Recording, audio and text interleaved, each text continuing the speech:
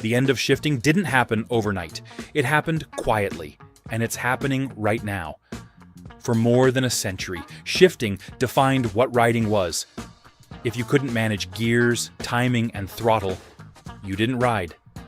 That skill separated riders from operators. Now that line is being erased. Bikes are rolling out where rider involvement is optional. And once that becomes normal, motorcycling changes forever. Stay with me to the end, because once you see where this path leads, you'll understand why riders who learned the hard way are about to lose their place in motorcycling, and why this change doesn't come back once it's accepted. Shifting was the price of admission. For most of motorcycling's history, shifting was not an option layered onto riding. It was the foundation.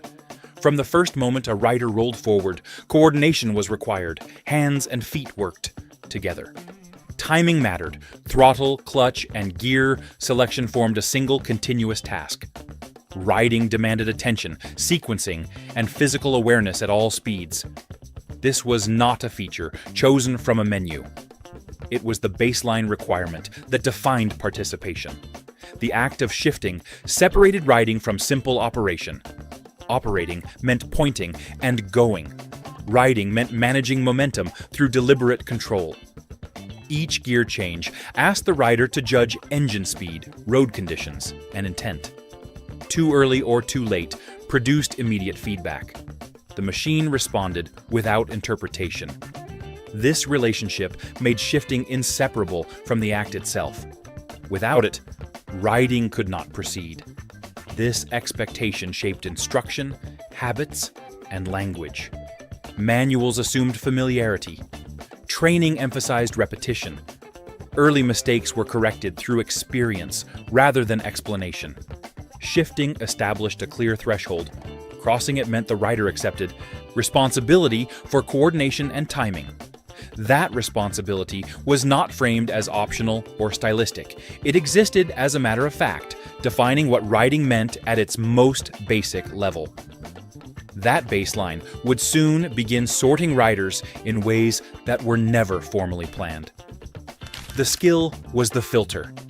Because shifting was mandatory, progression happened naturally. Riders improved by repeating the same sequence until it became reliable. Smoothness came before speed. Accuracy preceded confidence. Each ride reinforced timing and control through consistent practice. There was no shortcut around the process. Mastery emerged from accumulation rather than instruction. This requirement functioned as a filter without intention. Some adapted quickly, others required more time. A few stepped away.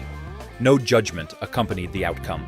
The machine did not accommodate hesitation or force advancement.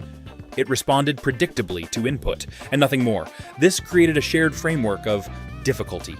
Every rider encountered the same learning surface and moved across it at their own pace. As a result, riding culture formed around common effort. Conversations assumed familiarity with missed shifts, stalled starts, and uneven transitions. These experiences were not celebrated or criticized. They simply existed as part of the process. Repetition produced consistency. Consistency produced competence. Over time, this shared difficulty established an unspoken understanding among riders. Shifting did not elevate anyone. It merely confirmed readiness. Over time, outside pressures began asking whether that filter needed to remain unchanged. If this breakdown is challenging what you were taught, hit like so this reaches more riders, subscribe for honest motorcycling conversations, and share your take below. When convenience entered the conversation, as participation expanded, convenience entered discussion as a practical concern. The question was not philosophical, it was logistical. How could access broaden without eliminating the foundation? Convenience addressed usability, reach, and comfort. It promised reduced barriers while preserving function. This framing positioned accessibility as an adjustment rather than a replacement. Early accommodations focused on easing entry points. Controls became lighter, engagement smoother, instructions clearer. These changes did not remove requirements. They refined them. The expectation remained intact. shifting, still demanded coordination and timing. Convenience existed alongside difficulty, not in opposition to it. This balance introduced a quiet tension. Each improvement raised questions about how much simplification was acceptable before the baseline shifted. Convenience solved immediate problems, but carried implications beyond the moment. The conversation remained neutral, focused on practicality rather than consequence. No losses were named, no outcomes predicted. The issue lingered unresolved, waiting for a moment when adjustment would become alteration. That moment arrived when refinement crossed into redefinition. If you're wondering about the gear and accessories I'm riding with while testing these changes, they're listed in the description. Now let's keep going. When the requirement became optional, the pivot did not announce itself. Expectations changed gradually, almost invisibly. At first, optionality appeared as choice rather than removal. Shifting was no longer assumed in every context. The baseline adjusted quietly. What had once been required became selectable. This shift altered definition without confrontation. Riding could now proceed without engaging the full sequence that once defined it. Coordination remained available, but was no longer mandatory. Timing still existed, but was no longer enforced. The foundation loosened. No accusations followed. No figures were singled out. The change occurred through normalization rather than declaration. Instruction adapted. Assumptions shifted. The line between riding and operating blurred not through conflict, but through acceptance. Once expectation changed, requirement followed. The story turns here, not because something was taken, but because something essential stopped being assumed. What the rider no longer controls. Mechanical change is easiest to understand at the interface, where the rider meets the machine. Control once flowed through hands and feet in a continuous loop of input, timing, and feedback. Each action produced an immediate response. Clutch pressure altered engine load. Foot movement selected ratios. Throttle position balanced speed against traction. These actions were discrete, repeatable, and measurable. When shifting is removed from that interface, specific controls disappear from the loop. The left hand no longer meters engagement. The left foot no longer selects progression. Timing no longer depends on synchronized motion between limbs. Input is reduced to fewer variables. Feedback narrows accordingly. The machine still moves, but the sequence that once required coordination is absent. This change is physical rather than theoretical. The rider's body performs fewer tasks. Fewer corrections are required. Fewer mistakes are possible. Response becomes consistent because fewer decisions are made at the interface. What disappears is not motion, but management. Control, once exercised moment by moment, is consolidated elsewhere. The result is an exchange between rider and machine. Input becomes broader, timing becomes generalized. Feedback arrives later in the process. Response is smoother, but less dependent on deliberate coordination. It can be observed through what the body no longer does. The interface narrows, and response patterns stabilize under timing. With those controls removed, progression begins to change. Why skill stops compounding? Skill once increased through accumulation. Each ride added another layer of coordination to an existing base. Input became more precise as timing sharpened. Feedback informed adjustment. Response improved because more variables were managed with fewer errors. Progression remained open-ended as long as the process continued. When systems remove elements of that process, accumulation changes shape. With fewer inputs required, timing becomes less critical. Feedback arrives already filtered. Response stabilizes earlier because there are fewer decisions to refine. Improvement still occurs, but it reaches a plateau sooner. The learning surface flattens. This flattening is mechanical rather than personal. It emerges from how the interface is designed. If fewer actions are required, fewer refinements are possible. Practice reinforces consistency rather than expansion.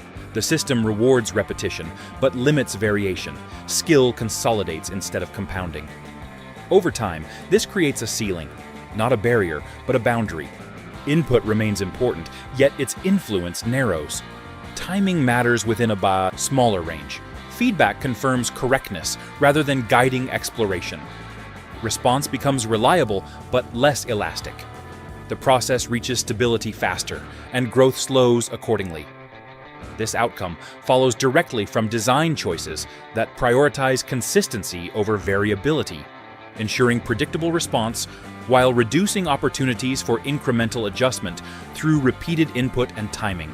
Refinement across systems built around simplified interfaces and constrained feedback. Once progression stabilizes, further refinement has nowhere to travel.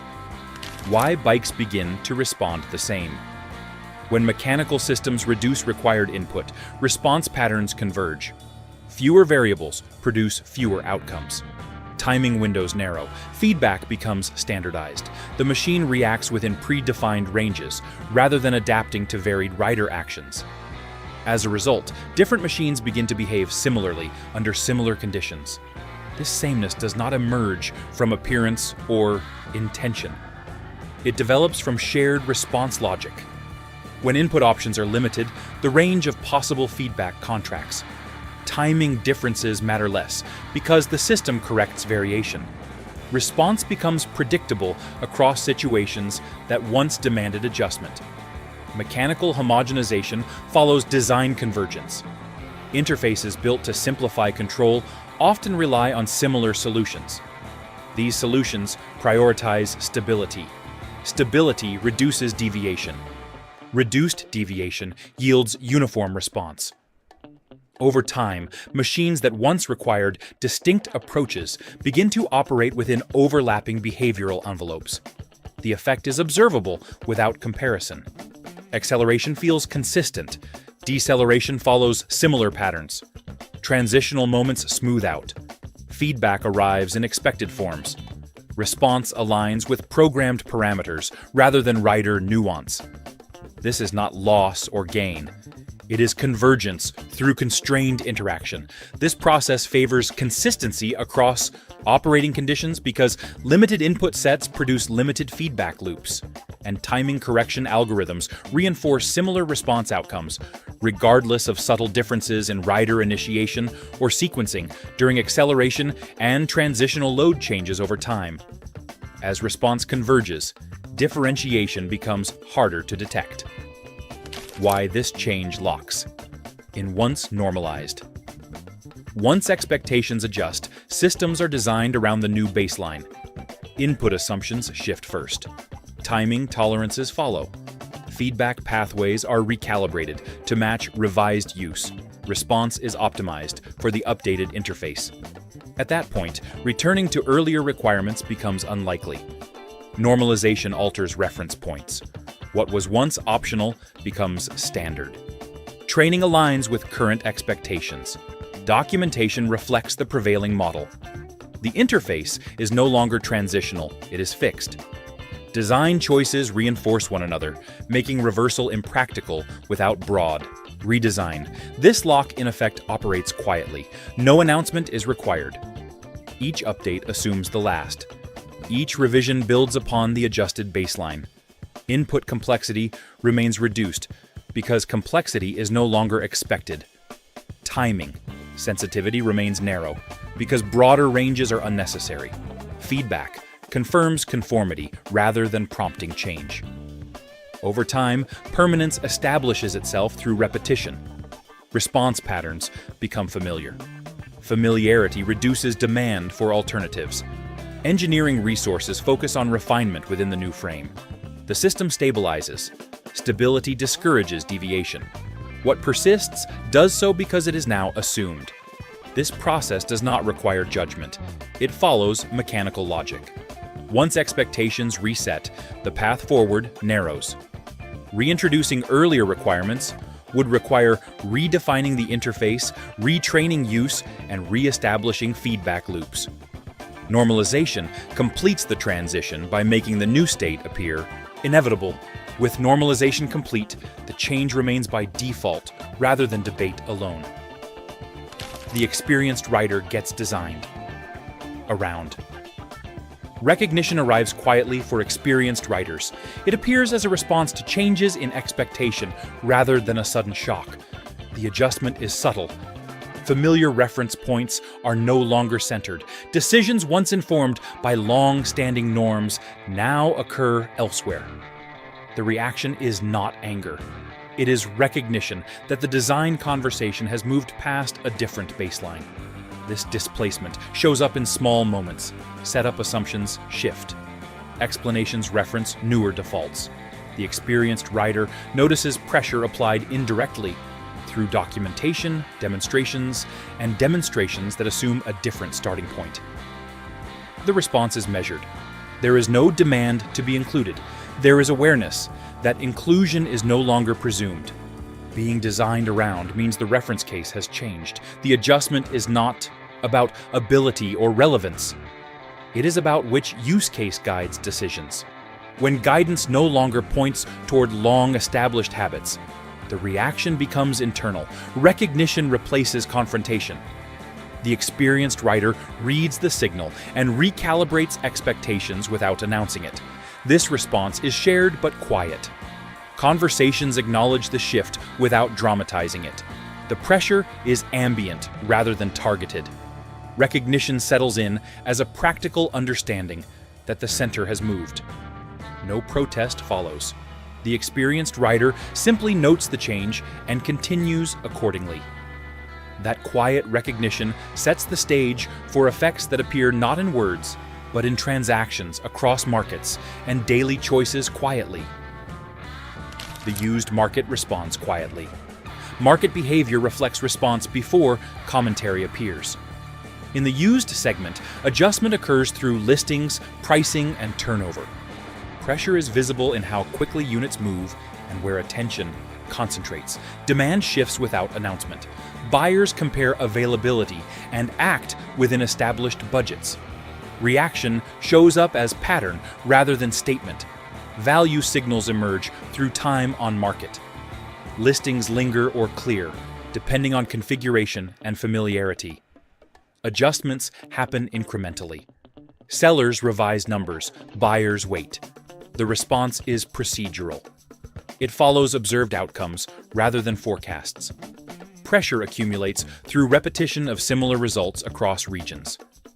Buying patterns provide clearer evidence than opinions. Transactions favor known quantities. Inventory that aligns with prevailing expectations moves steadily. Items that diverge require accommodation through price or timing. Adjustment is expressed through negotiation rather than debate. Reaction remains consistent across weeks. This behavior does not require interpretation beyond observation. Demand follows confidence. Confidence follows predictability. Response consolidates around options that minimize uncertainty. Pressure redirects capital quietly, without headlines or commentary. The used market records the change by doing what it always does, matching buyers and sellers under revised assumptions. Those revised assumptions then surface elsewhere, beyond listings, as other segments take notice. Financing terms adjust, dealer sourcing shifts, and inventory rotation reflects the same response over time without altering underlying mechanics or transaction processes already visible across multiple regions nationwide today. During current selling cycles, only there. For coverage on where motorcycling is headed, subscribe now.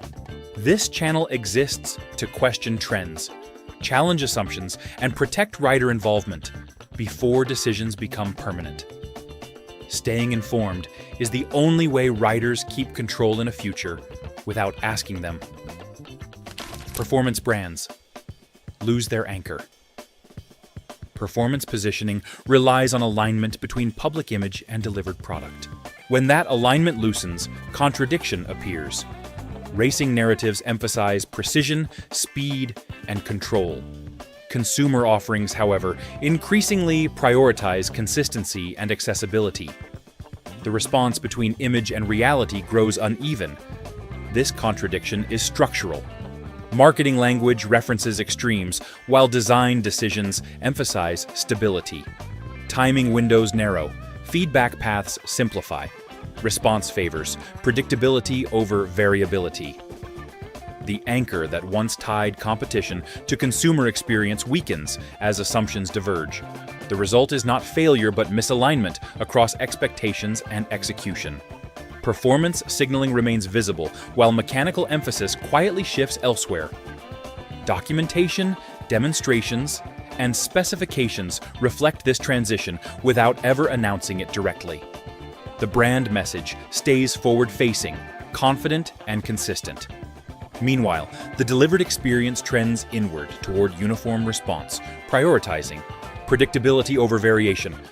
This gap widens gradually, measured not in statements but in use, as alignment between promise and reality loosens over successive product cycles and market behavior. Over time, the distance between claim and experience becomes measurable. Comparisons arise without being prompted. Alignment matters because it sets expectation. When expectation no longer matches delivery, the anchor drifts. This condition persists without blame. It reflects a system adjusting priorities under internal constraints. As alignment loosens, the contradiction becomes visible to adjacent observers, prompting reevaluation across the category. Metrics increasingly track consistency measures, and development targets reinforce those measures across successive revisions. This trend standardizes response profiles without explicit reference to competition outcomes. The anchor effect fades as emphasis redistributes within the same mechanical framework. Documentation and validation processes confirm the shift over time across product cycles and update schedules industry-wide alignment. Resistance without protests. Resistance does not always announce itself. In this case, response appears through adjustment rather than protest. Buying decisions carry meaning without statements. Silence functions as signal. Pressure expresses itself through absence as much as presence.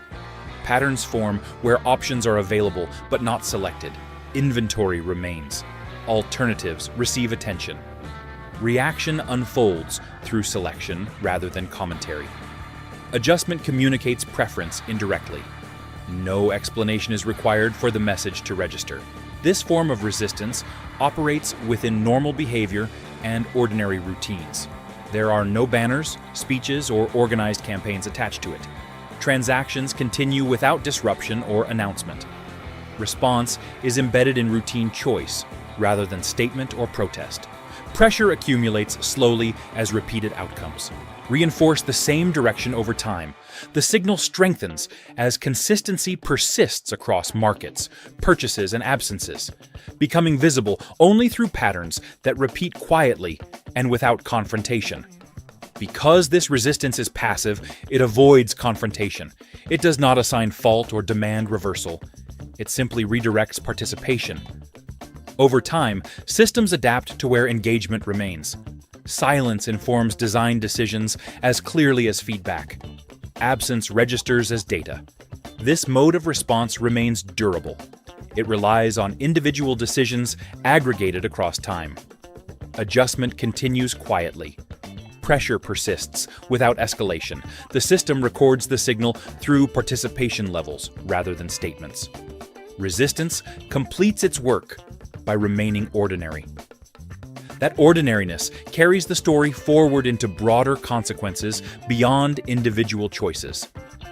Those consequences emerge gradually as patterns repeat across categories and planning horizons without requiring interpretation or amplification from observers. The record accumulates through normal participation and stabilizes expectations over successive cycles without formal acknowledgement elsewhere. Other manufacturers are watching. Manufacturers across the industry observe shifts before they comment on them. Planning cycles rely on trajectory rather than reaction. Product teams study adoption rates, training materials, warranty data, and service outcomes to understand direction. None of this requires judgment. Observation precedes decision. Imitation risk emerges when one approach demonstrates stability. If a design choice reduces variability, it attracts attention from peers facing similar constraints. Outcomes become benchmarks. Documentation circulates. Internal reviews compare notes. Direction begins to align without coordination. This process follows established patterns. Once a solution proves repeatable, it enters shared reference. The legacy of earlier distinctions fades as convergence accelerates, not because anyone demands it, but because alignment simplifies development paths. Similar trajectories reduce uncertainty. Manufacturers watching from the outside do not rush. They wait for confirmation through multiple cycles. Outcomes are measured in reduced support costs, consistent customer feedback, and predictable service intervals. When those signals persist, imitation becomes rational. No announcement marks this stage. It arrives through specification changes, supplier adjustments, and revised testing protocols. Direction shifts incrementally. Each step appears isolated, yet the cumulative effect is visible. The industry moves together by observing what holds steady. Over time, this shared watching quietly determines the trajectory competitors follow, shaping outcome expectations and narrowing direction long before public strategies are ever discussed internally across the sector. That collective observation sets conditions for consequences that extend beyond product planning. What gets lost? Between generations, cultural transmission depends on continuity rather than instruction alone. Knowledge moves through proximity, observation, and shared difficulty. Mentorship forms when experience is demonstrated and repeated, not when it is summarized. Teaching moments emerge naturally inside that process. Shared difficulty establishes common reference. Tasks that require effort create space for guidance. The learner watches, attempts, fails, and adjusts. The mentor intervenes sparingly. This rhythm passes understanding without formal structure. When expectations change, that transmission weakens. If difficulty is reduced, opportunities for demonstration narrow. Teaching moments occur less frequently. The pathway between generations becomes thinner, relying more on explanation than example. Mentorship then shifts from doing to telling. The exchange becomes descriptive rather than experiential. Shared difficulty once synchronized understanding across ages. Without it, continuity depends on memory rather than practice. This loss does not register immediately. Cultural legacy erodes gradually as fewer situations demand guidance or shared effort. Direction drifts as familiar reference points fade from daily practice. Outcome becomes uneven because transmission lacks reinforcement through repetition. What remains is history without rehearsal. Stories persist, but application diminishes over time. The legacy shifts toward archival memory instead of active use. Direction continues forward regardless. Yet, the link between generations weakens, thinning quietly until continuity depends on recollection rather than lived instruction. This change unfolds slowly, unnoticed, and rarely questioned externally. Over decades, this process reshapes cultural memory, altering how lessons travel and determining which practices endure as living knowledge rather than distant reference points across communities without ceremony continuity or reinforcement in daily contexts. Over time alone here, now broadly shared. That weakening frames choices that follow. The choice without instructions. Long-term consequence presents choice without instruction. The trajectory offers paths, but no guidance. Outcome depends on selection rather than persuasion. Direction remains open. One path is adaptation. Systems adjust to prevailing expectations. Participation continues within revised norms. Adjustment prioritizes ease and consistency. This option accepts the new baseline and proceeds accordingly. Another path is preservation. Practices are maintained where possible. Selection favors continuity. Adjustment occurs through sourcing, maintenance, and timing of acquisition. Outcome emphasizes retention within available structures. A third path is exit. Participation narrows or ends. Adjustment shifts elsewhere. This choice does not require explanation. It reflects alignment between expectation and direction. These paths exist simultaneously. No hierarchy assigns value.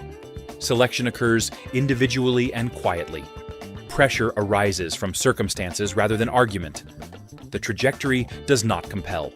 Over time, distribution among these paths shapes the aggregate outcome. Direction reflects cumulative decisions made quietly. Legacy forms through repetition rather than decree or mandate. No instruction accompanies this process at any stage.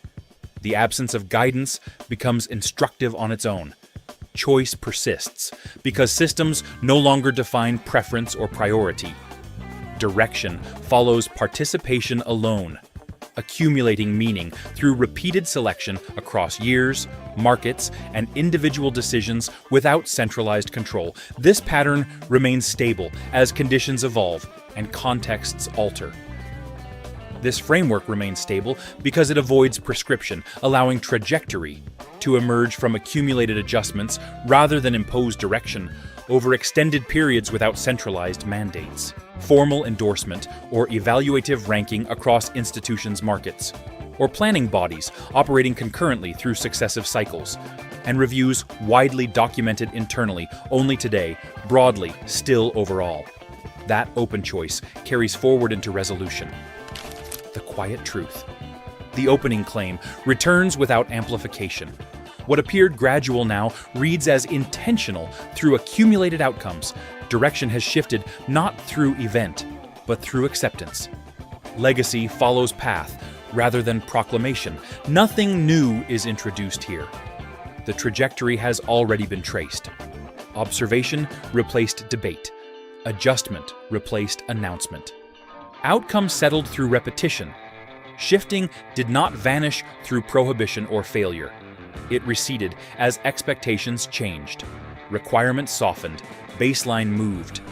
The process unfolded without confrontation. Design favors what is assumed. Once assumption changes, systems follow. Direction persists because reversal demands redefining. Expectation, that work rarely occurs. This reckoning does not instruct or persuade. It simply aligns observation with outcome across the entire arc. The direction taken reflects cumulative acceptance rather than single decision. Legacy is shaped by what remains assumed day after day. Trajectory becomes visible only in hindsight, when comparison reveals distance traveled. By then, the change feels natural. That naturalization is the final condition. It confirms permanence without declaration and completes the transition described from the beginning without raising volume or assigning blame. This awareness stands alone, marking the end of debate and the start of quiet understanding that persists forward unchanged across time and context, broadly, now settled firmly in place today, here alone. Awareness remains the only response that still matters. Recognition closes the loop without noise or reaction. Legacy forms quietly as expectations settle and the baseline holds. Nothing ended suddenly, and nothing failed outright. Change arrived through acceptance, repetition, and silence.